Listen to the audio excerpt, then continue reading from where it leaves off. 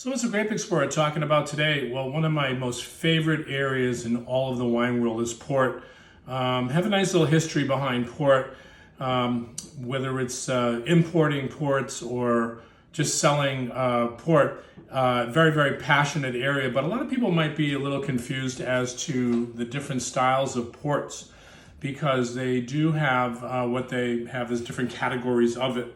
I'm going to point this out on the map, though. If we go all the way over here, this is the pink area, which is called the Douro Valley, which is the most famous area in all of Portugal. And because you have the river Douro that runs here, that was always a shipping area where, of course, what was very famous was the English.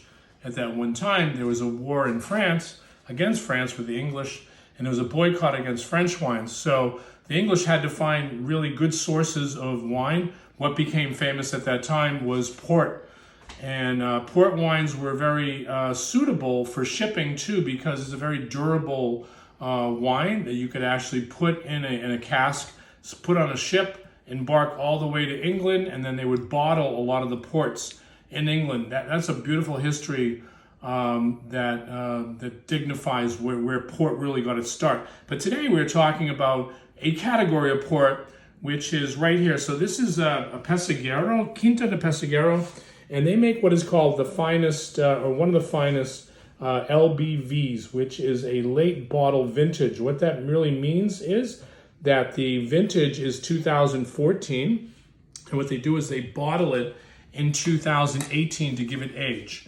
Now, these wines are not to be confused with vintage ports. So if you've ever heard of vintage ports, they declare a vintage, whether it's 1971, and say, this is a declaration that we're going to say that this is a beautiful vintage. They don't always declare the vintages in port. That's a whole nother topic of conversation that we can talk about. Well, let's talk about LBV, because I think that these are one of the best values in all of port. So this beautiful LBV, I'm going to read off, is actually 55% Touriga Nacional, and then it's 45% Touriga Franca, and those are the two most important grapes. What gives these wines its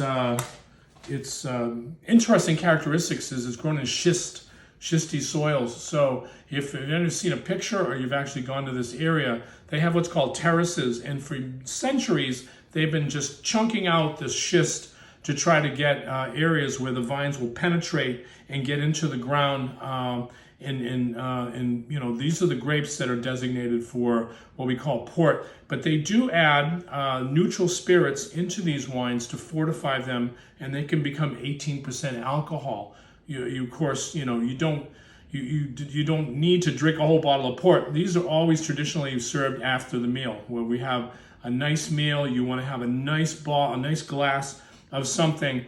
We've always felt that this is the perfect accompaniment to the end of the meal. It's actually a very good digestive, but one of my favorite areas. I love port, but we did want to highlight Pessegueiro because I had a chance to taste a number of these vintages from Pessegueiro, and I always came back with this LBV to say, wow, that's really, really interesting port, because we also have tawny port, and that's a whole nother category that we can talk about. But these LBVs really are the next level to what we call vintage port. So you have vintage port, LBVs, then you have the tawnies, and some of these other ports that are the lighter styles of port. So if you really want to learn about port, you start up and you move up the ladder to what's called vintage port, which can be quite expensive, and you cannot drink vintage ports.